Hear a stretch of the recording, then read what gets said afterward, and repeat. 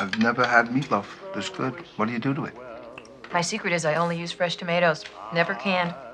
And to give it that little extra zip, I mix in some Spam with the ground beef. Ah,